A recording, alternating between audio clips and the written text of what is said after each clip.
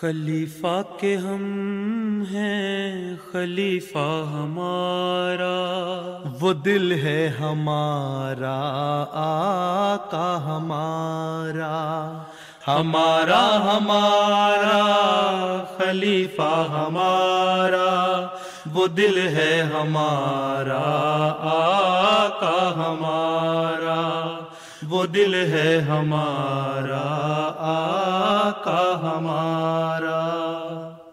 ಅಸ್ಸಲಾಂ ವಲೈಕುಂ. This week ಹುಜೂರ್ ಕಾರ್ಯಕ್ರಮಕ್ಕೆ ಸ್ವಾಗತ.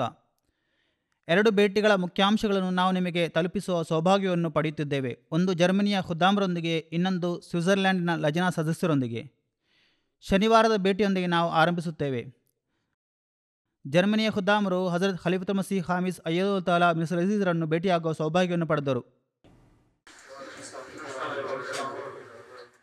ಕಳೆದ ಶನಿವಾರ ಮ್ಯೂನಿಚ್ ಜಮಾತಿನ ಖುದ್ದಾಮರು ಹಜರತ್ ಖಲೀಫತುಲ್ ಮಸೀಹ್ ಖಾಮಿಸ್ ಅಯ್ಯದುಲ್ ತಾಲಾ ಮಿಸ್ರ್ ಅಜೀಜ್ರನ್ನು ಭೇಟಿಯಾಗುವ ಸೌಭಾಗ್ಯವನ್ನು ಪಡೆದರು. ಇಸ್ಲಾಮಾಬಾದ್ನಲ್ಲಿ ನಡೆದ ಈ ಭೇಟಿಗಾಗಿ ಖುದ್ದಾಮರು ವಿಶೇಷವಾಗಿ ಪ್ರಯಾಣಿಸಿದರು. ಭೇಟಿಯ ವೇಳೆ ಎಲ್ಲ ಖುದ್ದಾಮರು ಹುಜೂರ್ ಅನ್ವರನ್ನು ಭೇಟಿಯಾಗಿ ತಮ್ಮನ್ನು ಪರಿಚಯಿಸಲು ಅವಕಾಶ ಪಡೆದರು. ಹಾಜರಿದ್ದವರಿಗೆ ತಮ್ಮ ನಂಬಿಕೆ ಮತ್ತು ಯುವಕರ ಸಮಕಾಲೀನ ಪ್ರಶ್ನೆಗಳ ಕುರಿತಾದ ವಿಚಾರಗಳನ್ನು ಕೇಳಲು ಸಂದರ್ಭ ಲಭಿಸಿತ್ತು. ಇತ್ತೀಚೆಗೆ ನನ್ನ ಮಾವ ಹುತಾತ್ಮರಾಗಿದ್ದರು ಮತ್ತು ಇದರ ಪರಿಣಾಮವಾಗಿ ನನ್ನ ಹೆಂಡತಿ ಚಿಂತೆ ಮತ್ತು ದುಃಖಿತಲಾಗಿದ್ದರೆಂದು ಖುದ್ದಾಮರೊಬ್ಬರು ಹೇಳಿದರು ಮತ್ತು ಅವರು ನನ್ನ ಹೆಂಡತಿಗೆ ಸಾಂತ್ವನ ನೀಡುವಂಥ ಉಪದೇಶವನ್ನು ಹೇಳಲು ಹುಜೂರರೊಡನೆ ಕೇಳಿದರು. ಅವರು, ಅಲ್ಲಾಹನ ಅನುಗ್ರಹವನ್ನು ಪಡೆದಿರುವ ಎಂಬ ನಂಬಿಕೆ ನನಗಿದೆ. ನಿನ್ನೆ ತಾನೇ ನಾನು ಒಂದು ಸಹಾಬಿರ ಘಟನೆಯನ್ನು ವಿವರಿಸಿದ್ದೆ. ಅವರೊಂದು ಕನಸನ್ನು ಕಂಡಿದ್ದರು. ಅದನ್ನು ಹಜರತ್ ಅಬೂಬಕರ್ ರಲಿಯಲ್ಲಾಹು ವ್ಯಾಖ್ಯಾನಿಸುತ್ತಾ ಹೀಗೆ ಹೇಳಿದ್ದರು: ನಿಮಗೆ ಶುಭವಾರ್ತೆ, ಯಾಕೆಂದರೆ ನೀವು ಶಹೀದಾಗಿರುವಿರಿ. ಇಂತಹ ಘಟನೆಗಳು ಈ ಹಿಂದೆ ನಡೆಯುತ್ತಿರೋದಾಗಿ ನಾವು ಕಾಣುತ್ತೇವೆ. ಹುತಾತ್ಮರ ಸ್ಥಾನವು ಬಹಳ ಉನ್ನತವಾಗಿದೆ. ಅಲ್ಲಾಹನು ಸ್ವರ್ಗದಲ್ಲಿ ಅವರ ಸ್ಥಾನಮಾನವನ್ನು ಹೆಚ್ಚಿಸಿಕೊಳ್ಳುತ್ತಾ ಇರಲು ಮತ್ತು ಅವರ ಮಕ್ಕಳಾದ ನಿಮಗೆ ಸದ್ಗುಣಗಳಲ್ಲಿ ಚಿರಸ್ಥಿತರಾಗಿರಲು ಯಾವಾಗಲೂ ದುವಾ ಮಾಡಬೇಕು. ಅವರ ಮಕ್ಕಳ ತಪ್ಪು ಕೃತ್ಯಗಳಿಂದ ಅವರ ತ್ಯಾಗಗಳು ವ್ಯರ್ಥಗೊಳ್ಳುವಂತೆ ಆಗಬಾರದು. ಸತ್ಯದಲ್ಲಿ ಅಂತಹ ತ್ಯಾಗವು ಎಂದೂ ವ್ಯರ್ಥವಾಗುವುದಿಲ್ಲ, ಆದರೆ ನೀವು ಅದರ ಪ್ರತಿಫಲದಿಂದ ವಂಚಿತರಾಗಬಾರದು. ಆದ್ದರಿಂದ ನೀವು ನಿಮಗಾಗಿ ಪ್ರಾರ್ಥಿಸಿರಿ, ಅಲ್ಲಾಹನು ನಿಮಗೆ ತಾಳ್ಮೆ ಮತ್ತು ಸ್ಥಿರತೆಯನ್ನು ನೀಡಲಿ ಎಂದು, ಅಲ್ಲಾಹನ ಸ್ವರ್ಗದಲ್ಲಿ ಅವರ ಸ್ಥಾನಮಾನವನ್ನು ಹೆಚ್ಚಿಸಲಿ ಎಂದು, ನೀವು ಸತ್ಕಾರ್ಯಗಳನ್ನು ಮಾಡುವುದರಲ್ಲಿ ಸ್ಥಿರವಾಗಿರಲಿ ಎಂದು ಮತ್ತು ಅಲ್ಲಾಹನು ನಿಮಗೆ ಮನಃಶಾಂತಿ ಮತ್ತು ಸಮಾಧಾನವನ್ನು ನೀಡಲಿ ಎಂದು ದುವಾ ಮಾಡಬೇಕು. ಈ ರೀತಿಯಾಗಿ ಅಲ್ಲಾಹನ ಸಾಂತ್ವನ ನೀಡುತ್ತಾನೆ. ನೀವು ನಿಮ್ಮ ನಮಾಜ್ನಲ್ಲಿ ದುವಾ ಮಾಡಿರಿ. ಖುದ್ದಾಮರಲ್ಲಿ ಒಬ್ಬರು ತಾನು ವಕ್ಫೆನೋ ಎಂದು ಹೇಳಿಕೊಂಡು ವಕ್ಫೆನೋ ಎಂಬ ಜವಾಬ್ದಾರಿಗಳನ್ನು ಹೇಗೆ ಪೂರೈಸಬಹುದೆಂದು ಕೇಳಿದರು. ಪ್ರಸ್ತುತ ವಕ್ಫಾಗಿ ನಿಮ್ಮ ಸೇವೆಗಳ ಅಗತ್ಯವಿല്ലെಂದು ಜಮಾತ್ ಹೇಳಿದರೆ ನೀವು ಸದ್ಯಕ್ಕೆ ಹೊರಗೆ ಕೆಲಸ ಮಾಡಬಹುದು ಮತ್ತು ನಿಮ್ಮ ಬಿಡುವಿನ ವೇಳೆಯಲ್ಲಿ ಜಮಾತಿಗೆ ನೀಡಬಹುದು. ವಾರಾಂತ್ಯಗಳಲ್ಲಿ ಜಮಾತಿಗೆ ಸಮಯ ನೀಡಿರಿ ಮತ್ತು ತಬ್ಲೀಗ್ ಚಟುವಟಿಕೆಗಾಗಿ ತೊಡಗಿಸಿಕೊಳ್ಳಿರಿ. ಮೊದಲಾಗಿ ನಿಮ್ಮನ್ನು ನೀವು ಉತ್ತಮಗೊಳಿಸಲು ಪ್ರಯತ್ನಿಸಿರಿ. ಒಬ್ಬರು ಕೇವಲ ವಕ್ಫೆನೋ ಎಂಬ ಹೆಸರಿನಿಂದ ತೃಪ್ತರಾಗಿರಬಾರದು, ಬದಲಿಗೆ ಅಲ್ಲಾಹನೊಂದಿಗೆ ಸಹ ಸಂಬಂಧವನ್ನು ಹೊಂದಿರಬೇಕು. ನಿಮ್ಮ ನಮಾಜನ್ನು ಸರಿಯಾಗಿ ಅನುಸರಿಸಿರಿ. ನಿಮ್ಮ ನಮಾಜಿನ ಮಟ್ಟವನ್ನು ಉತ್ತಮಗೊಳಿಸಿರಿ. ಪವಿತ್ರ ಕುರಾನ್ ಓದಿರಿ. ಪವಿತ್ರ ಕುರಾನ್ನ ಅನುವಾದವನ್ನು ಓದಿರಿ. ಅದರಲ್ಲಿರುವ ಆಜ್ಞೆಗಳನ್ನು ಅರ್ಥ ಮಾಡಿಕೊಳ್ಳಿರಿ ಮತ್ತು ಅವುಗಳನ್ನು ಪಾಲಿಸಿರಿ. ಆಗ ಒಬ್ಬ ವ್ಯಕ್ತಿಯು ನಿಜವಾದ ವಕ್ಫೆನೋ ಆಗುತ್ತಾನೆ. ನಂತರ ಆ ಬೋಧನೆಯನ್ನು ಇತರರಿಗೂ ತಲುಪಿಸಿರಿ. ನಿಮ್ಮ ಜವಾಬ್ದಾರಿಗಳನ್ನು ಪೂರೈಸಲು ತಬ್ಲೀಗ್ ಚಟುವಟಿಕೆಗಳಲ್ಲಿ ಮುಂದೆ ಬನ್ನಿರಿ. ನೀವು ಹೊರಗೆ ಕೆಲಸ ಮಾಡುತ್ತಿದ್ದರೂ ಕೂಡ ವಾರಾಂತ್ಯಗಳಲ್ಲಿ ಜಮಾತಿನ ತರಬೇತಿ ಮತ್ತು ತಬ್ಲೀಗ್ ಸಂಬಂಧಿತ ಚಟುವಟಿಕೆಗಳಲ್ಲಿ ಸಮಯ ನೀಡಿರಿ. ಇದರಿಂದ ನೀವು ಇತರರಿಗೂ ನೈತಿಕವಾಗಿ ತರಬೇತಿ ನೀಡಬಹುದು. ನೀವು ಕಲಿತದನ್ನು ಅದನ್ನು ಇತರರಿಗೂ ಕಲಿಸಿರಿ. ಇದಲ್ಲದೆ ತಬ್ಲೀಗ್ ಮಾಡಿರಿ ಮತ್ತು ಅಹ್ಮದಿಯತ್ ಮತ್ತು ಇಸ್ಲಾಮಿನ ಸಂದೇಶವನ್ನು ಇತರರಿಗೆ ತಲುಪಿಸಿರಿ. ಹುಜೂರ್ ಮ್ಯೂನಿಚ್ನಲ್ಲಿ ಖುದ್ದಾಮರು ಎದುರಿಸುತ್ತಿರುವ ತೊಂದರೆ ಏನೆಂದರೆ ಅವರು ಮಸೀದಿಯಿಂದ ಸಾಕಷ್ಟು ದೂರದಲ್ಲಿ ವಾಸಿಸುತ್ತಿದ್ದಾರೆ. ಈ ಅಡಚಣೆಯನ್ನು ನಾವು ಹೇಗೆ ಪರಿಣಾಮಕಾರಿಯಾಗಿ ಪರಿಹರಿಸಬಹುದು? ಸಾಕಷ್ಟು ದೂರದಲ್ಲಿರುವುದಾದರೆ, ಆರ್ಥಿಕವಾಗಿ ಉತ್ತಮ ಸ್ಥಿತಿಯಲ್ಲಿ ಇಲ್ಲದ ಕಾರಣದಿಂದ ಅಷ್ಟೊಂದು ದೂರದಿಂದ ಬರಲು ಸಾಧ್ಯವಿಲ್ಲವೆಂದಾದರೆ ಕನಿಷ್ಠ ಪಕ್ಷ ಒಂದು ನಮಾಜನ್ನು ಸಲ್ಲಿಸಲು ಮಸೀದಿಗೆ ಬರಲು ಅವರನ್ನು ಹೇಳಿರಿ. ದೂರದ ಕಾರಣದಿಂದ ಮಸೀದಿ ಬರಲು ಕಷ್ಟವೆಂದಾದರೆ ಒಂದು ಪ್ರದೇಶದಲ್ಲಿ ಪರಸ್ಪರ ಸಮೀಪವಾಗಿ ವಾಸಿಸುವ ಖುದ್ದಾಮರು ತಮ್ಮ ಮನೆಗಳಲ್ಲಿ ಒಂದು ನಮಾಜ್ ಸಲ್ಲಿಸಲು ಒಂದು ಸೆಂಟರ್ನಾಗಿ ನಿಶ್ಚಯಿಸಲು ನೀವು ಖುದ್ದಾಮರೊಡನೆ ವಿನಂತಿಸಬಹುದು. ನೀವು ಜಮಾತಿಗಾಗಿ ನಿರ್ವಹಿಸುವ ನಮಾಜಿನ ಕಡೆಗೆ ಅವರು ಗಮನವನ್ನು ಸೆಳೆಯಬೇಕು. ಅವರು ದೂರದಲ್ಲಿ ವಾಸಿಸುತ್ತಿದ್ದರೆ ಪರಸ್ಪರರ ಹತ್ತಿರ ವಾಸಿಸುವ ಜನರು ತಮ್ಮದೇ ಆದ ಗುಂಪುಗಳನ್ನು ಮಾಡಿಕೊಳ್ಳಬೇಕು ಮತ್ತು ಜಮಾತಾಗಿ ನಮಾಜನ್ನು ಅನುಷ್ಠಿಸಬೇಕು. ರಬ್ಬ ಒಂದು ಸಣ್ಣ ಪಟ್ಟಣವಾಗಿದ್ದು ಅದರ ಒಂದು ಮೂಲೆಯಿಂದ ಇನ್ನೊಂದು ಮೂಲೆಯವರೆಗೆ ಸುಮಾರು 1.5 ಮೈಲಿ ದೂರವನ್ನು ಹೊಂದಿದೆ. ಒಬ್ಬರು ನಡೆದುಕೊಂಡು ಹೋಗುವುದಾದರೆ ಅವರು ತಮ್ಮ ನಡಿಗೆಯನ್ನು ಸುಮಾರು ಅರ್ಧ ಗಂಟೆಯಿಂದ 45 ನಿಮಿಷಗಳಲ್ಲಿ ಪೂರ್ಣಗೊಳಿಸಲು ಸಾಧ್ಯವಿದೆ. ಎಲ್ಲ ಕಡೆಯಿಂದಲೂ ಇದೇ ದೂರವನ್ನು ಹೊಂದಿದೆ. ಆದರೂ ಎಲ್ಲೆಡೆ ಮಸೀದಿಗಳು, ರಬೋದಲ್ಲಿ ಸುಮಾರು 50 ಮಸೀದಿಗಳಿವೆ. ಅವುಗಳ ಹತ್ತಿರ ವಾಸಿಸುವವರಿಗೆ ಅವುಗಳನ್ನು ನಿರ್ಮಿಸಲಾಗಿದೆ. ಇಲ್ಲಿ ನೀವೀಗ ಅಂತಹ ಮಸೀದಿಗಳನ್ನು ನಿರ್ಮಿಸಲು ಸಾಧ್ಯವಿಲ್ಲ, ಆದರೆ ನೀವು ನಿಮ್ಮ ಸ್ವಂತ ನೆಟ್ಟಗಳನ್ನು ಮಾಡಬಹುದು. ಮುಲಾಖತ್ ಮುಕ್ತಾಯವಾದಂತೆ ಹುಜೂರರೊಂದಿಗೆ ಫೋಟೋ ತೆಗೆಯುವ ಸೌಭಾಗ್ಯವನ್ನು ಖುದ್ದಾಮರು ಪಡೆದರು.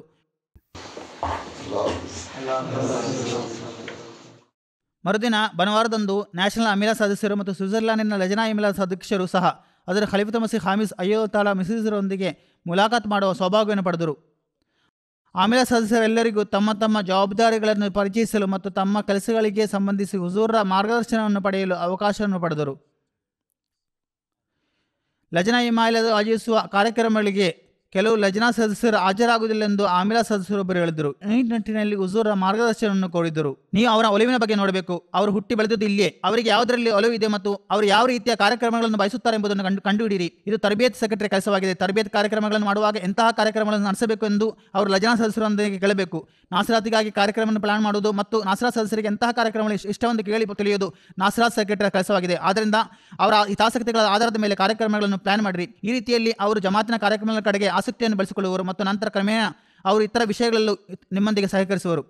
ನಾನು ತರಬೇತಿ ಸೆಕ್ರೆಟರಿಯಾಗಿ ಸೇವೆ ಸಲ್ಲಿಸುತ್ತಿದ್ದೇನೆ ಮತ್ತು ನನ್ನ ಪ್ರಶ್ನೆ ಎಂದರೆ, ಪ್ರತಿ ತಿಂಗಳು ನಾವು ದಿನನಿತ್ಯದ 5 ಹೊತ್ತಿನ ನಮಾಜ್, ಪವಿತ್ರ ಕುರಾನ್ ಪಾರಾಯಣ, ಜುಮಾ ಖುತ್ಬವನ್ನು ಕೇಳುವ ವಿಷಯಗಳಲ್ಲಿ ಅವಲೋಕನ ನಡೆಸುವಾಗ, ಈ ಅಂಶಗಳನ್ನು ಅರಿಯಲು ನಾವು ರಿಪೋರ್ಟನ್ನು ಪಡೆಯುವಾಗ ಇವುಗಳು ಅವರ ಮತ್ತು ಅಲ್ಲಾಹನ ನಡುವೆ ಇರುವ ವಿಷಯಗಳಾಗಿವೆ ಮತ್ತು ನೀವೇ ನಮ್ಮನ್ನು ನಿರಂತರವಾಗಿ ತೊಂದರೆಗೆ ಒಳಪಡಿಸುತ್ತೀರಿ ಎಂದು ಅವರು ಕೇಳುತ್ತಾರೆ. ಆದ್ದರಿಂದ ನಾವು ಅಂತಹ ಜನರ ತರಬೇತಿಯನ್ನು ಹೇಗೆ ನಡೆಸಬಹುದು? ನಿಜವಾಗಿಯೂ ಇದು ಅವರ ಮತ್ತು ಅವರ ಅಲ್ಲಾಹನ ನಡುವಿನ ವಿಷಯವಾಗಿದೆ ಎಂದು ಅವರಿಗೆ ತಿಳಿಸಿರಿ. ಆದರೂ ಜಮಾತಿಗೆ ಒಂದು ನಿಜಾಮ್ ವ್ಯವಸ್ಥೆ ಇದೆ. ಆದ್ದರಿಂದ ನಮ್ಮ ಸಿಸ್ಟಮ್ ಪ್ರಗತಿ ಹೊಂದುತ್ತಿದೆಯೇ ಇಲ್ಲವೇ ಎಂದು ನಾವು ನೋಡಬೇಕಾಗಿದೆ. ಅದಕ್ಕಾಗಿಯೇ ನೀವು ನಿಮ್ಮ ನಮಾಜ್ಗಳನ್ನು ನಿಯಮಿತವಾಗಿ ಸಲ್ಲಿಸುತ್ತಿದ್ದೀರಾ, ನೀವು ಪವಿತ್ರ ಕುರಾನ್ ಪಾರಾಯಣದ ಕಡೆಗೆ ಗಮನ ನೀಡುತ್ತೀರಾ ಎಂಬ ಮಾಹಿತಿಯನ್ನು ನಾವು ತೆಗೆದುಕೊಳ್ಳುತ್ತೇವೆ. ಇದು ಕುರಾನಿನ ಆಜ್ಞೆ ಆಗಿದ್ದು ಉಪದೇಶಗಳನ್ನು ನಿರಂತರವಾಗಿ ಮಾಡಲು ಅಲ್ಲಾಹನು ಅದರ ಪೈಗಂಬರ್ ಸಲ್ಲಲ್ಲಾಹು ಅಲೈಹಿ ವಸಲ್ಲಮರಿಗೆ ಆಜ್ಞಾಪಿಸಿದ್ದಾನೆ. ಅದಕ್ಕಾಗಿ ಪ್ರತಿಯೊಬ್ಬರು ತಮ್ಮನ್ನು ತಾವು ಜಮಾತಿನೊಂದಿಗೆ ಹೊಂದಿಸಬೇಕೆಂದು ಅಲ್ಲಾಹನು ಹೇಳಿದ್ದಾನೆ ಮತ್ತು ಜಮಾತ್ ನೀಡಿರುವ ನಿರ್ದೇಶನಗಳನ್ನು ಕಾರ್ಯಗತಗೊಳಿಸಿದರೆ ಮಾತ್ರ ಜಮಾತಿನಲ್ಲಿ ಏಕತೆಯನ್ನು ಸ್ಥಾಪಿಸಬಹುದು ಎಂದು ಅವನು ಹೇಳಿದ್ದಾನೆ ಮತ್ತು ನೀವು ಇದನ್ನು ಪೂರೈಸಿದರೆ ಮಾತ್ರ ಇದು ಸಾಧ್ಯ. ಯಾರಾದರೂ ನಮಗೆ ಏನನ್ನು ಹೇಳಿಬೇಡ್ರಿ ಎಂದು ಹೇಳುವುದಾದರೆ, ಜಮಾತಾಗಿ ನಮಾಜ್ ಸಲ್ಲಿಸಲು ಪುರುಷರಿಗೆ ಅಲ್ಲಾಹನ ಆದೇಶವು ಅಗತ್ಯವೇನಿದೆ ಅಥವಾ ಪವಿತ್ರ ಕುರಾನನ್ನು ಪಠಿಸಬೇಕು, ನಿಮ್ಮ ನಮಾಜ್ಗಳನ್ನು ಸಲ್ಲಿಸಬೇಕು, ನಿಮ್ಮ ಮನೆಯ ಕರ್ತವ್ಯಗಳನ್ನು ನಿರ್ವಹಿಸಬೇಕು, ಅಲ್ಲಾಹನ ಹಕ್ಕುಗಳನ್ನು ಪೂರೈಸಬೇಕು, ಜನರ ಹಕ್ಕುಗಳನ್ನು ಪೂರೈಸಬೇಕು ಎಂದು ಮಹಿಳೆಯರಿಗೆ ಅಲ್ಲಾಹನು ಹೇಳುವ ಅಗತ್ಯವೇನಿದ್ದು ನಮಗೆ ಇವುಗಳನ್ನು ನೆನಪಿಸಿಕೊಡಲಾಗುತ್ತದೆ ಮತ್ತು ಉಪದೇಶಿಸಲು ಮತ್ತು ಉಪದೇಶಿತ ಇರಲು ಅದರ ಪೈಗಂಬರ್ ಸಲ್ಲಲ್ಲಾಹು ಅಲೈಹಿ ವಸಲ್ಲಮರಿಗೆ ಅಲ್ಲಾಹನು ಆದೇಶಿಸಿದ್ದಾನೆ. ನಿನ್ನನ್ನು ಮುನ್ನೆಚ್ಚರಿಕೆಯಾಗಿ ಮಾಡಲಾಗಿದೆಂದು ಅದರ ಪೈಗಂಬರ್ ಸಲ್ಲಲ್ಲಾಹು ಅಲೈಹಿ ವಸಲ್ಲಂ ರವರ ಕುರಿತು ಹೇಳಲಾಗಿದೆ. ಇದರ ಆಧಾರದ ಮೇಲೆ ನಾವು ಈ ಕೆಲಸಗಳನ್ನು ಮಾಡುತ್ತೇವೆ ಎಂದು ಅವರಿಗೆ ತಿಳಿಸಿರಿ. ನಾವು ಅಭಿವೃದ್ಧಿ ಹೊಂದುತ್ತಿದೆಯೇ ಅಥವಾ ಇಲ್ಲವೇ ಎಂದು ಕಂಡುಹಿಡಿಯಲು ನಾವು ಇವುಗಳನ್ನು ನಿಮ್ಮೊಡನೆ ಕೇಳುವುದು ಜಮಾತಿನ ಒಟ್ಟಿಗೆ ಅಗತ್ಯವಾಗಿದೆ. ನಂತರ ನಾವು ಅದಕ್ಕೆ ಅನುಗುಣವಾಗಿ ಕಾರ್ಯಕ್ರಮಗಳನ್ನು ತಯಾರಿಸುತ್ತೇವೆ. ಆದ್ದರಿಂದ ಇದು ನಮ್ಮ ಮತ್ತು ಅಲ್ಲಾಹನ ನಡುವಿನ ವಿಷಯ ಮಾತ್ರವಾಗಿದೆ ಎಂದು ಹೇಳಲು ತಪ್ಪು. ಇದು ಸರಿಯೆಂದು ಆಗಿದ್ದರೆ ಯಾರು ನಮಾಜ್ ಮಾಡಲು ಬರುವುದಿಲ್ಲವೋ, ಇಶಾ ಅಥವಾ ಫಜರ್ ನಮಾಜ್ಗಳನ್ನು ನಿರ್ವಹಿಸಲು ಬರುವುದಿಲ್ಲವೋ, ಅಂತಹ ಸ್ಥಿತಿಯಲ್ಲಿ ಯಾರನ್ನಾದರೂ ನಮಾಜಿನ ಇಮಾಮನ್ನಾಗಿ ಮಾಡಿಕೊಂಡು ಅಂಥವರ ಮನೆಗಳಿಗೆ ಬೆಂಕಿ ಹಚ್ಚಬೇಕೆಂದು ನನಗೆ ಅನಿಸುತ್ತದೆ ಎಂದು ಅದರ ಪೈಗಂಬರ್ ಸಲ್ಲಲ್ಲಾಹು ಅಲೈಹಿ ವಸಲ್ಲಂ ಏಕೆ ಹೇಳುತ್ತಿದ್ದರು? ಅದರ ಪೈಗಂಬರ್ ಸಲ್ಲಲ್ಲಾಹು ಅಲೈಹಿ ವಸಲ್ಲಂ ಅತ್ಯಂತ ದಯಾಳು ಆಗಿದ್ದರು. ಇದರಿಂದ ಗೊತ್ತಾಗುವುದೇನೆಂದರೆ, ಒಳಿತಿನ ಕಡೆಗೆ ಗಮನ ಸೆಳೆಯುವುದು, ಜನರು ತಮ್ಮ ನಮಾಜ್ಗಳನ್ನು ಸಲ್ಲಿಸಲು ನೆನಪಿಸಿಕೊಡುವುದು, ಜಮಾತಿನ ಚಟುವಟಿಕೆಗಳಲ್ಲಿ ತೊಡಗಿಸಿಕೊಳ್ಳಲು ಜನರನ್ನು ಹೇಳುವುದು, ಪವಿತ್ರ ಕುರಾನನ್ನು ಪಠಿಸಲು ಮತ್ತು ಅದರ ಬೋಧನೆಗಳಿಗೆ ಅನುಗುಣವಾಗಿ ವರ್ತಿಸಲು ಉಪದೇಶಿಸುವುದು ಅಗತ್ಯ. ಪವಿತ್ರ ಕುರಾನಿನ ಬೋಧನೆಗಳು ಸಹ ಇದನ್ನು ಸೂಚಿಸುತ್ತದೆ. ಇದನ್ನು ಹಜರತ್ ಪೈಗಂಬರ್ ಸಲ್ಲಲ್ಲಾಹು ಅಲೈಹಿ ವಸಲ್ಲಂ ತನ್ನ ಸ್ವಂತ ಉದಾಹರಣೆ ಮತ್ತು ಮಾದರಿಯ ಮೂಲಕ ತೋರಿಸಿದ್ದಾರೆ. ಅವರು ಸಹಾಬಿಯರನ್ನು ಉಪದೇಶಿಸಿದ್ದರು. ಈ ಕಾಲದಲ್ಲಿ ನಾವು ಹಜರತ್ ಮಸೀಹ್ ಸಲಾಮರನ್ನು ನಂಬಿದ್ದೇವೆ. ಅವರು ಹಜರತ್ ಪೈಗಂಬರ್ ಸಲ್ಲಲ್ಲಾಹು ಅಲೈಹಿ ವಸಲ್ಲಂರಿಗೆ ವಿಧೇಯರಾಗಿ ಅದೇ ವಿಷಯಗಳನ್ನು ಹೇಳಿದ್ದಾರೆ. ಎಂದರೆ ನಾವು ಉಪದೇಶಗಳನ್ನು ಪಾಲಿಸಬೇಕು ಮತ್ತು ಜಮಾತಿಗೆ ಸಂಬಂಧಿಸಿದ ವಿಷಯಗಳನ್ನು ಸಹಕರಿಸಬೇಕು. ಆಗ ಜಮಾತ್ ಸುದೃಢವಾಗುತ್ತದೆ. ಈ ಕಾರಣಕ್ಕಾಗಿಯೇ ನಾವು ಜಮಾತಾಗಿ ನಮಾಜ್ ನಿರ್ವಹಿಸಬೇಕೆಂದು ಆದೇಶಿಸಲಾಗಿದೆ.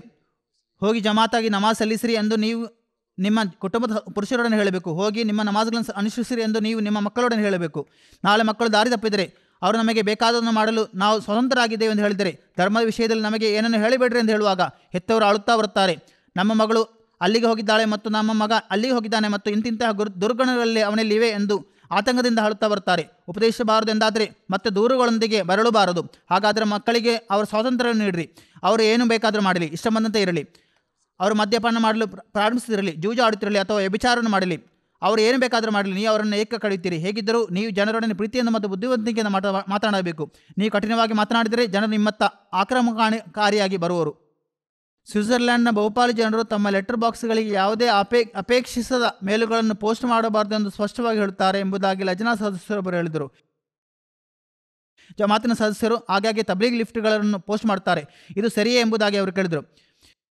ನೀವು ಅದನ್ನು ಏಕೆ ಪೋಸ್ಟ್ ಮಾಡುತ್ತೀರಿ? ಅದು ಅವರಿಗೆ ಇಷ್ಟವಿಲ್ಲವೆಂದಾದರೆ ಅವರು ಅದನ್ನು ಹೊರತೆಗೆದು ಎಸೆಯುವರು. ಹಾಗಾದರೆ ಅದರಿಂದ ಪ್ರಯೋಜನವೇನು? ಅವರು ಮಸೀದಿಗೆ ಫೋನ್ ಮಾಡಿ ತಮ್ಮ ಅಸಮಾಧಾನವನ್ನು ವ್ಯಕ್ತಪಡಿಸುತ್ತಾರೆ. ಅವರು ಸರಿಯಾದ ಕೆಲಸವನ್ನು ಮಾಡುತ್ತಿದ್ದಾರೆ. ಹಾಗಾದರೆ ನಾವೇನು ಮಾಡಬೇಕು? ಹುಜೂರ್, ರಸ್ತೆಬದಿಗಳಲ್ಲಿ ನಿಂತು ಒಂದು ಸ್ಟಾಲನ್ನು ಹಾಕಿರಿ, ಇದು ಇಸ್ಲಾಮಿನ ಬೋಧನೆ ಎಂದು ಹೇಳಿರಿ. ನಾವು ಇದನ್ನು ವಿತರಿಸುತ್ತಿದ್ದೇವೆ, ನಿಮಗೆ ಇದರಲ್ಲಿ ಆಸಕ್ತಿ ಇದ್ದರೆ ಈ ಲೀಫ್ಲೆಟನ್ನು ತೆಗೆದುಕೊಂಡು ಓದಿರಿ ಎಂದು ಹೇಳಿರಿ.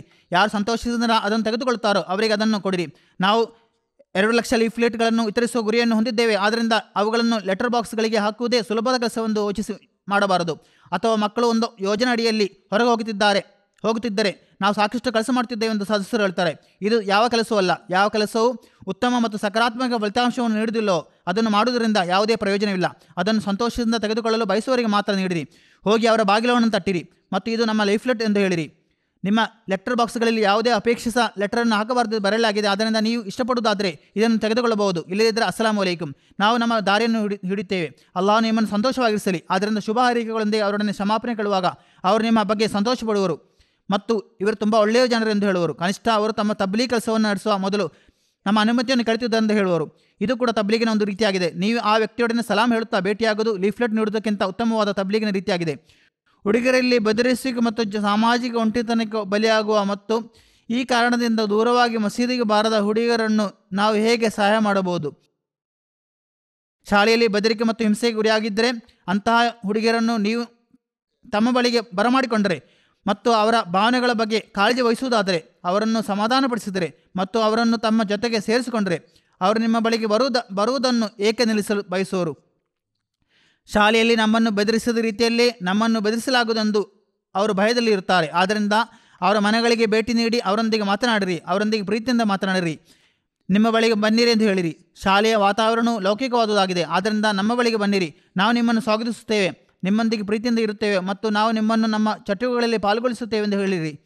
ಆದ್ದರಿಂದ ಯಾವುದೇ ಭಯವಿಲ್ಲದೆ ನಮ್ಮ ಬಳಿಗೆ ಬನ್ನಿರಿ ಎಂದು ಹೇಳಿರಿ. ಅವರ ಮನೆಗೆ ಹೋಗಿ ಅವರೊಂದಿಗೆ ಮಾತನಾಡಿರಿ, ಅವರಿಗೆ ಫೋನ್ ಮಾಡಿ ಮಾತನಾಡಿರಿ, ಅವರನ್ನು ಸುಧಾರಿಸಿರಿ ಮತ್ತು ಅವರ ಅನುಮಾನಗಳನ್ನು ಮತ್ತು ಭಯಗಳನ್ನು ನಿವಾರಿಸಿರಿ. ನೀವು ಅಲ್ಲಿ ಯಾವುದಾದರೂ ಮನೋವೈದ್ಯರನ್ನು ಹೊಂದಿದ್ದೀರಾ? ಹೌದು, ನಾವು ಕೆಲವರನ್ನು ಹೊಂದಿದ್ದೇವೆ. ಮನೋವೈದ್ಯರಿಂದ ಅವರ ಚಿಕಿತ್ಸೆ ನಡೆಸಿರಿ. ಅವರ ಹೃದಯದೊಳಗಿನ ಅಂಜುವಿಕೆಯನ್ನು ಹೇಗೆ ತೆಗೆದುಕೊಳ್ಳಬೇಕೆಂಬುದನ್ನು ನಾವು ತಿಳಿದುಕೊಳ್ಳಬೇಕು. ನೀವು ಅವರೊಂದಿಗೆ ಗೆಳೆತನ ಬೆಳೆಸಿರಿ. ನೀವು ಅವರೊಂದಿಗೆ ಇದ್ದೀರಿ ಎಂದು ಅವರಿಗೆ ಅನಿಸುವಂತೆ ಮಾಡಿರಿ. ಆಗ ಅವರು ನಿಮ್ಮೊಂದಿಗೆ ಸಹಕರಿಸುವರು. ಪ್ರೀತಿಯಿಂದ ಎಲ್ಲವನ್ನು ಗೆಲ್ಲಬಹುದು. ನೀವು ಶತ್ರುವಿನೊಡನೆ ಕೂಡ ಪ್ರೀತಿಯಿಂದ ಮಾತನಾಡಿದರೆ ಅವನ ಹೃದಯ ಮೃದುವಾಗುವುದೆಂದು ಅಲ್ಲಾಹನು ಹೇಳುತ್ತಾನೆ. ಇವರಾದರೂ ನಮ್ಮ ಸ್ವಂತ ಜನರು. ನೀವು ಅವರೊಂದಿಗೆ ಪ್ರೀತಿಯಿಂದ ಮಾತನಾಡಿದರೆ ಅವರ ಹೃದಯ ಮೃದುವಾಗೊಳ್ಳುವುದು. ಅಲ್ಲಾಹನು ಹೇಳಿದಂತೆ ಶತ್ರುಗಳು ಆತ್ಮೀಯ ಸ್ನೇಹಿತರಾಗುವರು.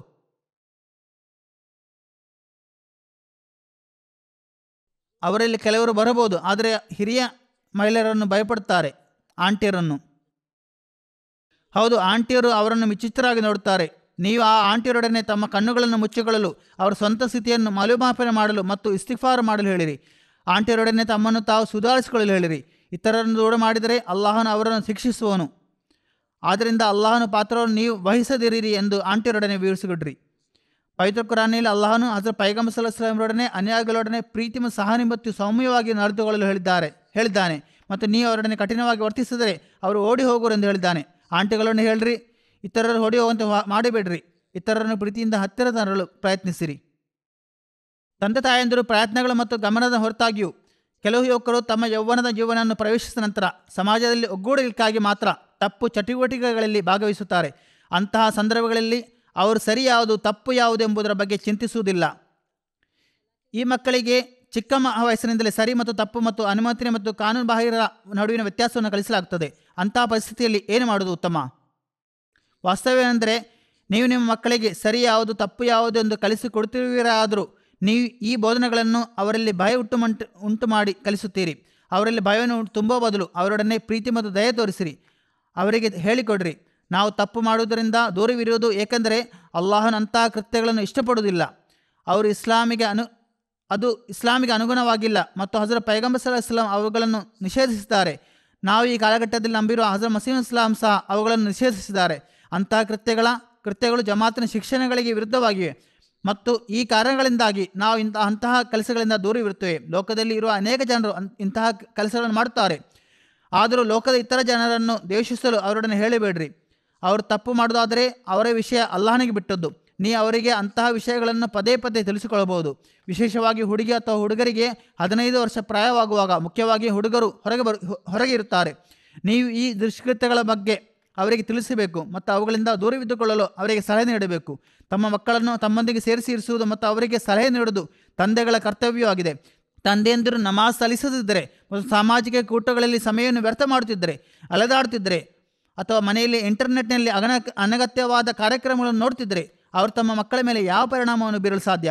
ನೀವು ಮೊದಲು ನಿಮ್ಮ ಮನೆಯ ಪರಿಸರವನ್ನು ಶುದ್ಧಗೊಳಿಸಬೇಕು. ನಿಮ್ಮ ಉಪದೇಶ ಮತ್ತು ನಿಮ್ಮ ಕ್ರಿಯೆಗಳಿಗೆ ವಿರುದ್ಧವಾಗಿದ್ದರೆ ಮಕ್ಕಳು ತಮಗೆ ಇಷ್ಟವಂದಂತೆ ಮಾಡಬಹುದು ಎಂದು ಭಾವಿಸುತ್ತಾರೆ. ಮೊದಲು ನಿಮ್ಮನ್ನು ನೀವೇ ಮೌಲ್ಯಮಾಪನ ಮಾಡಿಕೊಳ್ಳಿರಿ. ಗಂಡ ಮತ್ತು ಹೆಂಡತಿ ಇಸ್ಲಾಮಿನ ಬೋಧನೆಗಳನ್ನು ಪಾಲಿಸುತ್ತಾರೆ. ನಿಮ್ಮ ಮನೆಯ ಜೀವನ ಶೈಲಿ ಮತ್ತು ನಿಮ್ಮ ಸಾಮಾಜಿಕ ಜೀವನವು ಪರಿಶುದ್ಧವಾಗಿದೆ. ಹಾಗಿದ್ದಲ್ಲಿ ಅದು ನಿಮ್ಮ ಮೇಲೆ, ಮಕ್ಕಳ ಮೇಲೆ ಉತ್ತಮ ಪರಿಣಾಮ ಬೀರುತ್ತದೆ. ಇಲ್ಲದಿದ್ದರೆ ಒಬ್ಬರು ತಮ್ಮ ಮಕ್ಕಳನ್ನು ಉಪದೇಶಿಸಬಾರದು. ನೀವೇ ಮಾಡದ ಕೆಲಸಗಳನ್ನು ನೀವು ಉಪದೇಶಿಸಬಾರದು ಎಂದು ಅಲ್ಲಾಹನ ಪವಿತ್ರ ಕುರಾನ್ನಲ್ಲಿ ಹೇಳುತ್ತಾನೆ. ಪಾಶ್ಚಿಮಾತ್ಯ ರಾಷ್ಟ್ರಗಳು ಧಾರ್ಮಿಕವಲ್ಲದವರು ಮತ್ತು ನಂಬಿಕೆಯಿಂದ ದೂರವಿರುವ ಆಗಿದ್ದರು. ಅವರು ವಿಜ್ಞಾನ, ತಂತ್ರಜ್ಞಾನ, ಅಂತರ್ಶಾಸ್ತ್ರ ಮತ್ತು ಸಂಶೋಧನೆ ವಿಷಯಗಳಲ್ಲಿ ಜಗತ್ತನ್ನು ಮುನ್ನಡೆಸುತ್ತಾರೆ. ಇದು ಅವರಿಗೆ ಅಲ್ಲಾಹನಿಂದ ಲಭಿಸಿದ ಪ್ರತಿಫಲವೋ ಅಥವಾ ಒಂದು ಪರೀಕ್ಷೆಯೋ.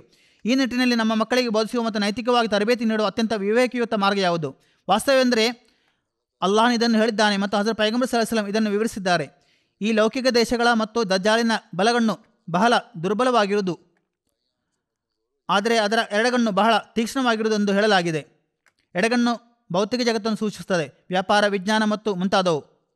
ಅವರು ಅದರಲ್ಲಿ ಮೇಲುಗೈ ಸಾಧಿಸುತ್ತಾರೆ ಮತ್ತು ಅವರು ಈಗಾಗಲೇ ಸಾಧಿಸಿದ್ದಾರೆ. ಅಲ್ಲಾಹನವರಿಗೆ ಅನೇಕ ಸಂಗತಿಗಳನ್ನು ನೀಡುವುದಾಗಿ ಹೇಳಿದ್ದಾನೆ. ಆದಾಗ್ಯೂ ತಪ್ಪುಗಳಲ್ಲಿ ತೊಡಗುವವರನ್ನು ಶಿಕ್ಷಿಸಲಾಗುವುದು. ಈ ಲೋಕದಲ್ಲಿ ಅಲ್ಲದಿದ್ದರೆ ಅಲ್ಲಾಹನ ಪರಲೋಕದಲ್ಲಿ ಶಿಕ್ಷಿಸುವನು. ಅಲ್ಲಾಹನ ಅವರೊಡನೆ ಹೇಗೆ ವರ್ತಿಸುವನು ಎಂದು ನಮಗೆ ಗೊತ್ತಿಲ್ಲ. ಇದಲ್ಲದೆ ಬಲಗಣ್ಣು ಧರ್ಮದ ಜ್ಞಾನವನ್ನು ಸೂಚಿಸುತ್ತದೆ. ಈ ನಿಟ್ಟಿನಲ್ಲಿ ಮುಸ್ಲಿಮರು ಈ ಬೋಧನೆಗಳನ್ನು ಅನುಸರಿಸಿದರೆ ಅವರಿಗೆ ಈ ಲೋಕದಲ್ಲಿ ಮತ್ತು ಪರಲೋಕದಲ್ಲಿ ಪ್ರತಿಫಲ ನೀಡುವುದಾಗಿ ಅಲ್ಲಾಹನ ವಾಗ್ದಾನ ಮಾಡಿದ್ದಾನೆ. ನೀವು ನಿಮ್ಮ ನಂಬಿಕೆಗೆ ಬದ್ಧರಾಗಿದ್ದೀರಾ ಅಲ್ಲವೇ? ಅಲ್ಲಾಹ ನಿಮ್ಮನ್ನು ಅನುಗ್ರಹಿಸಿದ್ದಾನೆ ಮತ್ತು ಲೌಕಿಕವಾಗಿ ನಿಮಗೆ ಅನುಗ್ರಹವನ್ನು ನೀಡಿದ್ದಾನೆ. ನೀವು ಈಗಲೂ ನಿಮ್ಮ ನಂಬಿಕೆಯನ್ನು, ಧರ್ಮವನ್ನು ಪಾಲಿಸುತ್ತಿದ್ದೀರಿ. ಅಲ್ಲಾಹನು ನಿಮಗೆ ಪರಲೋಕದಲ್ಲಿ ಇನ್ನೂ ಉತ್ತಮವಾದ ಪ್ರತಿಫಲವನ್ನು ನೀಡಲಿ. ನಮ್ಮ ವಿದ್ಯಾವಂತ ಮತ್ತು ಯಶಸ್ವಿ ಮಹಿಳೆಯರು ಇತರರಿಗೆ ಇಂತಹ ಉದಾಹರಣೆಗಳನ್ನು ನೀಡಬೇಕು.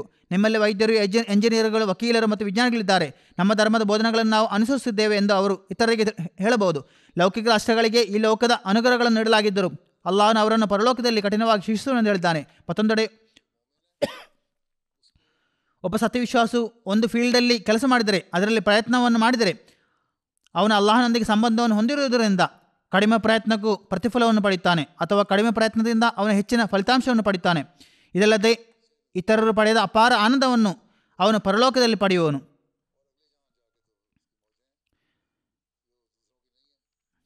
ಈ ರೀತಿಯಾಗಿ ನೀವು ಇದನ್ನು ತಿಳಿಸಿಕೊಡಬೇಕು. ವಾಸ್ತವವೆಂದರೆ ಅಲ್ಲಾಹನು ಲೌಕಿಕ ಜನರಿಗೆ ಲೌಕಿಕ ಯಶಸ್ಸನ್ನು ನೀಡುತ್ತೇನೆಂದು ಹೇಳಿದ್ದಾನೆ. ಅದರ ಪ್ರಕಾರ ಅವನು ಅವರಿಗೆ ಲೌಕಿಕ ಯಶಸ್ಸನ್ನು ನೀಡುತ್ತಿದ್ದಾನೆ.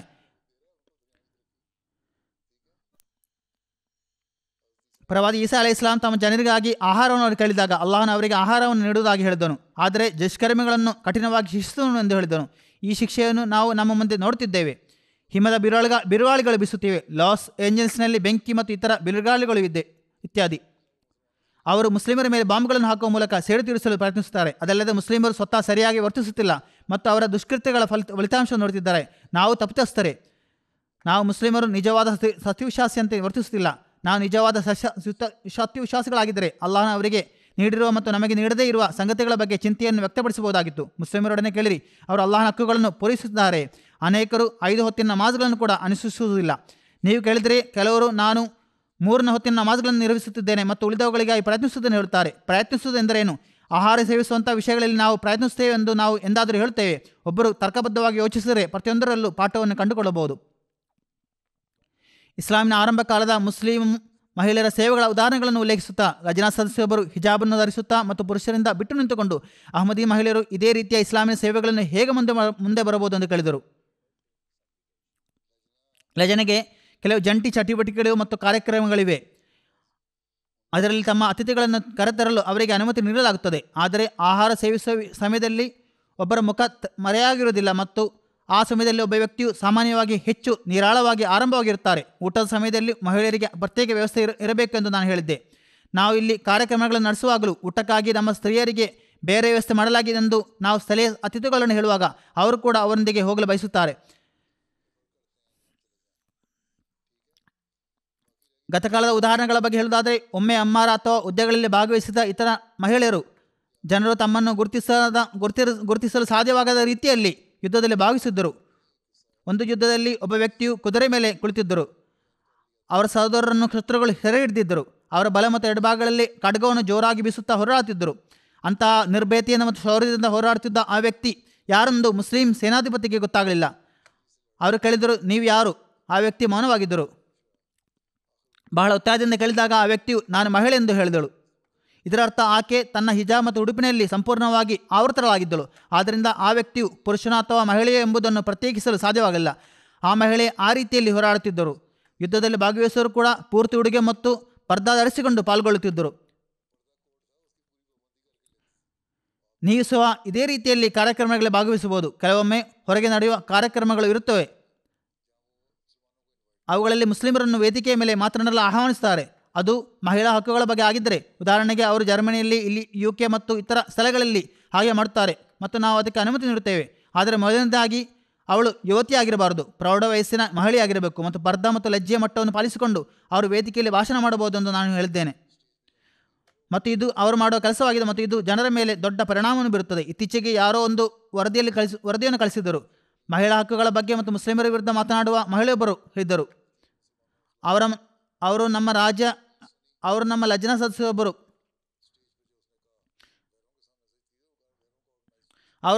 ಸದಸ್ಯರೊಬ್ಬರು ವೇದಿಕೆಯ ಮೇಲೆ ನಡೆದ ಭಾಷಣ ಕೇಳಿದಾಗ ಅದು ಹೊರಗೆ ನಡೆದ ಕಾರ್ಯಕ್ರಮವಾಗಿತ್ತು ಮತ್ತು ಅನ್ಯರಿಂದಲೇ ಯೋಜಿಸಲಾಗಿತ್ತು. ಆಗ ಅದೇ ಮಹಿಳೆ ಬಂದು ಅಹಮದಿ ಮಹಿಳೆಯನ್ನು ಅಪ್ಪಿಕೊಂಡು ಅಳಲು ಪ್ರಾರಂಭಿಸಿದಳು. ನಾನು ಮುಸ್ಲಿಮರ ವಿರುದ್ಧ ಮಾತನಾಡುತ್ತಿದ್ದೆ, ಆದರೆ ಈಗ ನಾನು ನಿಮ್ಮೊಂದಿಗಿದ್ದೇನೆ ಎಂದು ಆ ಮಹಿಳೆ ಹೇಳಿದಳು. ನೀವು ಹಿಜಾಬ್ ಧರಿಸುವುದನ್ನು ಸ್ವತಃ ಆಯ್ಕೆ ಮಾಡಿದ್ದೀರಿ ಎಂಬ ನಿಮ್ಮ ಬೋಧನೆಗಳನ್ನು ನಾನು ಅರ್ಥ ಮಾಡಿಕೊಂಡಿದ್ದೇನೆ ಎಂದು ಹೇಳಿದಳು. ನಮ್ಮ ಮೇಲೆ ದೌರ್ಜನ್ಯ ನಡೆಯುತ್ತಿವೆ ಮತ್ತು ನಮ್ಮ ವಿರುದ್ಧ ಅನ್ಯಾಯಗಳು ನಡೆಯುತ್ತಿವೆ ಎಂದು ನಾವು ಸ್ವತಃ ಹೇಳ್ತಲಿದ್ದರೆ ಜನರು ಪ್ರಶ್ನೆಗಳನ್ನು ಕೇಳುತ್ತಾರೆ. ಆದರೆ ನೀವು ಪರ್ದಾವನ್ನು ಸಂತೋಷದಿಂದ ಧರಿಸುವುದಾದರೆ ಮತ್ತು ಅದು ನಮ್ಮ ಉಡುಗೆ ನೀತಿ ಮತ್ತು ಲಜ್ಜೆ ಹಾಗೂ ಸುಶೀಲತೆಯ ಭಾಗವಾಗಿದೆ ಎಂದು ನೀವು ಹೇಳಿದರೆ, ಅದು ನಮ್ಮ ಸಸ್ಯಾಚಾರದ ಭಾಗವಾಗಿದೆ ಮತ್ತು ನಾವೆಲ್ಲವನ್ನು ಇದರ ಜೊತೆಗೆ ಸಂತೋಷದಿಂದ ಮಾಡುತ್ತೇವೆ ಎಂದು ಹೇಳಿದರೆ, ಆಗ ಜನರು ಅರ್ಥ ಮಾಡಿಕೊಳ್ಳುತ್ತಾರೆ. ನನ್ನ ಮುಂದೆ ಪ್ರತಿದಿನ ಲೆಕ್ಕವಿಲ್ಲದಷ್ಟು ಉದಾಹರಣೆಗಳು ಬರುತ್ತವೆ. ಆದ್ದರಿಂದ ಇದನ್ನು ನಿಷೇಧಿಸಲಾಗಿಲ್ಲ. ಪ್ರೌಢ ಮಹಿಳೆಯರು ಅಧಿಕೃತ ವೇದಿಕೆಗಳಲ್ಲಿ ಹೋಗಿ ಭಾಷಣ ಮಾಡುತ್ತಾರೆ. ಇದು ಜರ್ಮನಿಯಲ್ಲೂ ಮತ್ತು ಇಲ್ಲೂ ನಡೆಯುತ್ತವೆ. ಮತ್ತು ನೀವು ನೀಡಿದ ಹಿಂದಿನ ಕಾಲದ ಉದಾಹರಣೆಗಳಲ್ಲೂ ಮಹಿಳೆಯರು ಉತ್ತಮ ಮತ್ತು ಲಜ್ಜೆಯಿಂದ ಕೂಡಿದ ಉಡುಪಿನಲ್ಲಿ ಮರೆಮಾಚಿಕೊಂಡ ನಂತರವೇ ಮುಂದೆ ಬರುತ್ತಿದ್ದರು. ನಿಮಗೆ ಸದಾವಕಾಶಗಳು ಸಿಗುವುದಿಲ್ಲ ಎಂದು ಯಾರು ಹೇಳಿದ್ದಾರೆ? ಎಲ್ಲೆಲ್ಲಿ ಅವಕಾಶ ಸಿಕ್ಕರೂ ನೀವು ನಿಮ್ಮ ಸದರಿಗೆ ಸಲ್ಲಿಸಬಹುದು ಮತ್ತು ಇಲ್ಲಿಂದ ಅನುಮತಿ ಪಡೆಯಬೇಕಾದರೆ ನೀವು ಹಾಗೆ ಮಾಡಬಹುದು ಮತ್ತು ನಂತರ ಭಾಷಣ ಮಾಡಬಹುದು. ನಾನು ಜರ್ಮನಿಯಲ್ಲಿ ಕೆಲವು ಮಹಿಳೆಯರನ್ನು ನೇಮಿಸಿದ್ದೇನೆ ಮತ್ತು ಅವರಿಗೆ ಹೋಗಲು ಅನುಮತಿ ನೀಡಿದ್ದೇನೆ. ಅವರು ಪ್ರಬುದ್ಧರಾಗಿದ್ದಾರೆ ಮತ್ತು ಅವರಿಗೆ ಜ್ಞಾನವಿದೆ ಮತ್ತು ಅಧಿಕೃತ ವೇದಿಕೆಗಳಲ್ಲಿ ಚೆನ್ನಾಗಿ ಮಾತನಾಡಬಲ್ಲವರು ಎಂದು ನನಗೆ ಗೊತ್ತಿದೆ.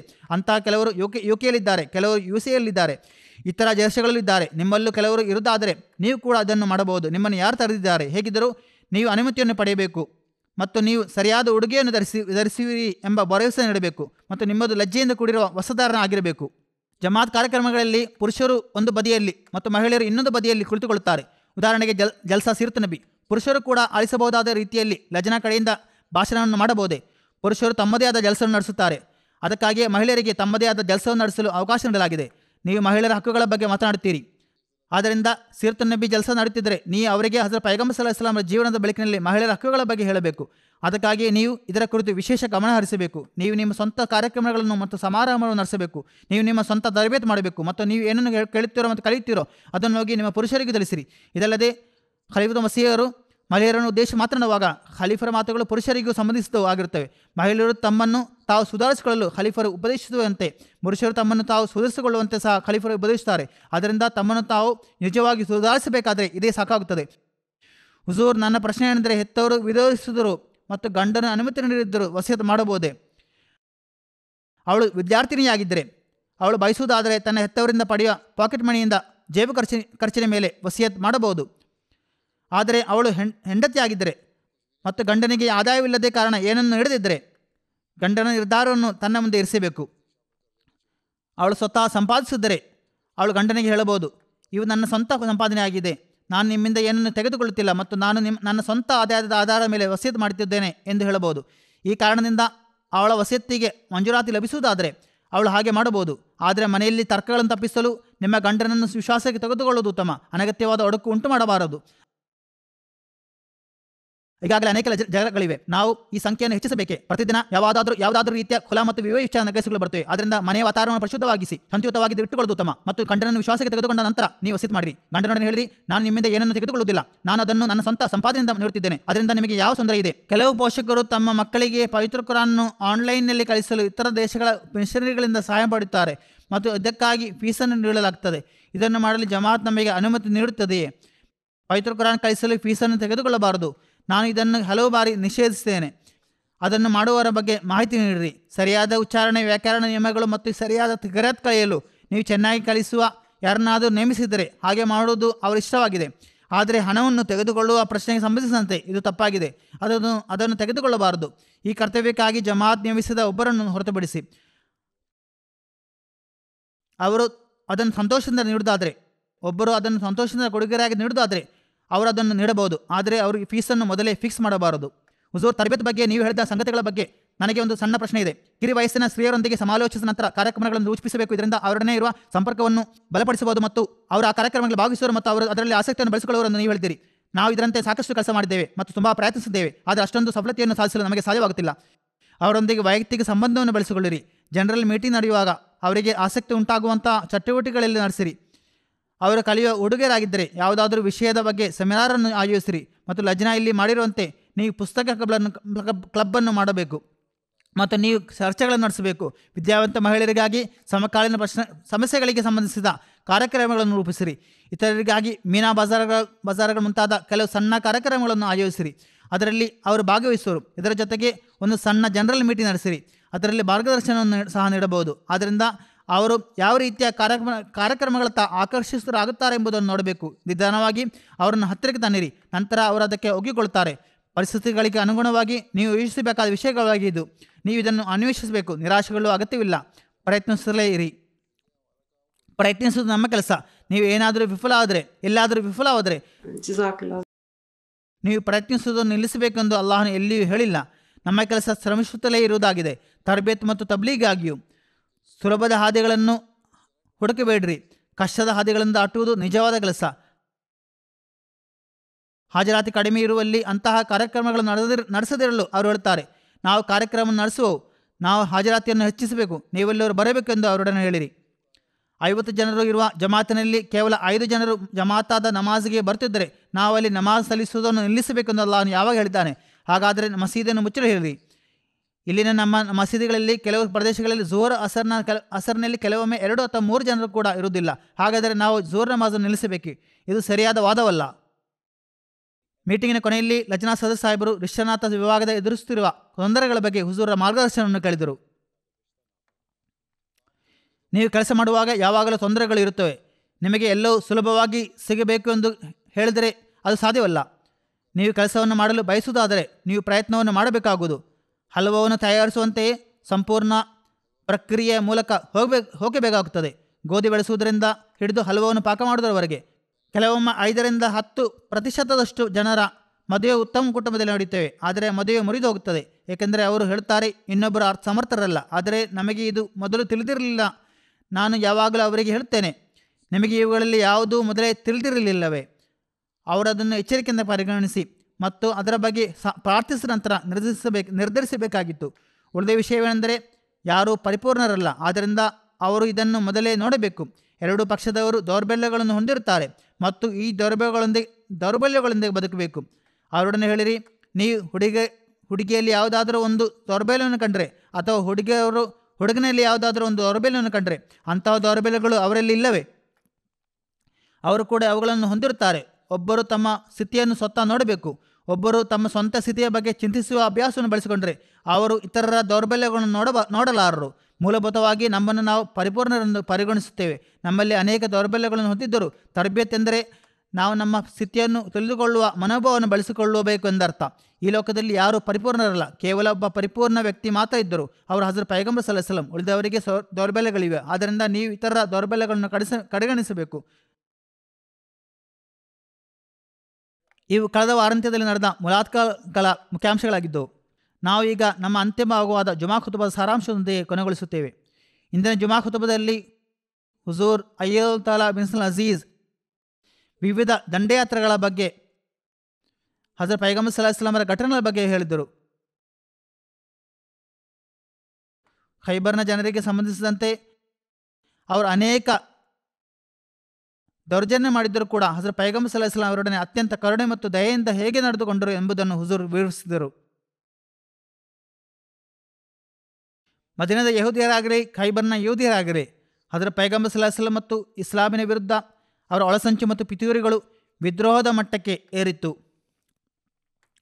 ಹಾಗೆ ಮತ್ತು ಶತ್ರುತ್ವದಲ್ಲಿ ವರ್ಧಿಸುತ್ತಾ ಇದ್ದ ಈ ಸಮುದಾಯವು ಇಸ್ಲಾಂ ಮತ್ತು ಹಜರತ್ ಪೈಗಂಬರ್ ಸಲ್ಲಲ್ಲಾಹು ಅಲೈಹಿ ವಸಲ್ಲಂರನ್ನು ಕೊನೆಗೊಳಿಸಲು ತಮ್ಮ ಸಕಲ ಶಕ್ತಿಗಳನ್ನು ಕಾರ್ಯಗತಗೊಳಿಸುವುದರಲ್ಲಿ ಯಾವುದೇ ಕೊರತೆ ಉಂಟು ಮಾಡಲಿಲ್ಲ.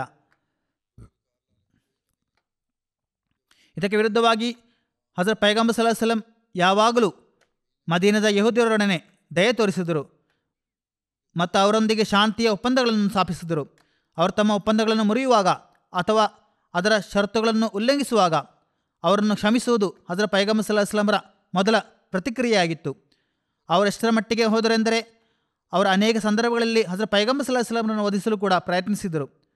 ಅವರು ತಮ್ಮ ಒಪ್ಪಂದಗಳನ್ನು ಉಲ್ಲಂಘಿಸಿ ಮದೀನಾದ ಮೇಲೆ ದಾಳಿ ಮಾಡಲು ಶತ್ರು ಪಡೆಗಳಿಗೆ ಸಹಾಯ ಕೂಡ ಮಾಡಿದ್ದರು. ಇದರ ಪರಿಣಾಮವಾಗಿ ಯಹೂದಿಯರಿಗೆ ಅತ್ಯಂತ ಕಠಿಣ ಶಿಕ್ಷೆಯನ್ನು ವಿಧಿಸುವುದು ನ್ಯಾಯ ಮತ್ತು ನೇರವಾದ ತತ್ವಗಳಿಗೆ ಸಂಪೂರ್ಣವಾಗಿ ಅನುಗುಣವಾಗಿತ್ತು.